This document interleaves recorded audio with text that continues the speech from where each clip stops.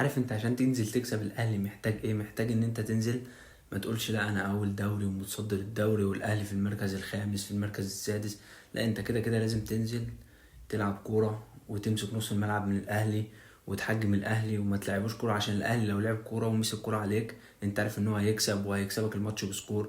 فننزل عاقلين ونلعب كورة ونلعب الكورة بتاعتنا العادية، نلعب طبيعي، ننزل بتشكيل طبيعي ونحاول نلعب كورتنا، نحاول نفرض سيطرتنا على الاهلي. انت عارف ان الاهلي دفاعه ضعيف، يبقى نلعب على نقطة ضعف الاهلي ان هو نلعب على الدفاع ضعيف، ما عندوش لاعيبة قوية زي الموسم اللي فات، ما عندوش اللي هو الدفاع القوي، فنلعب على النقطة دي، ننزل نلعب ضغط عالي، نستحوذ على نص الملعب. فلازم لاعيبتنا تبقى فايقة عشان تعرف تعمل اللي انا بقول عليه ده، نلعب ضغط عالي.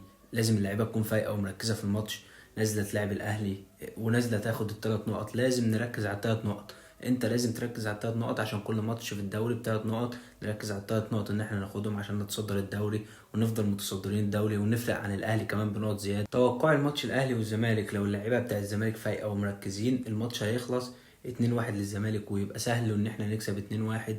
لو الماتش بقى طلع معاه اقرب واللعيبه مش مركزه ولاعيبه الاهلي فايقه، فالماتش ممكن يخلص 1-1، 2-1 للاهلي، 3-1 للاهلي.